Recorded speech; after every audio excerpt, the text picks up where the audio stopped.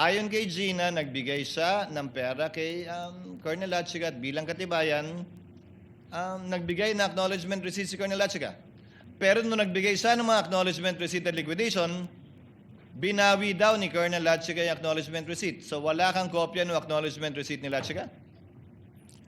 Sir, I'm sorry, sir. Ang pagkakaalam ko, sir, is that I got the box with acknowledgement receipt, sir, from the special disbursing officer, and So that's you're what not aware of any acknowledgement receipt signed by Latchiga?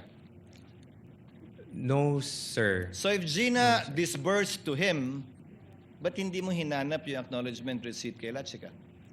Sir, the request, sir, was for the DEPs for the implementation, If your sir. theory is dinisburse kay Latchiga, in-implement ni Latchiga, hindi ba kailangan may papel yung dinisbursan na tinanggap niya yung pera?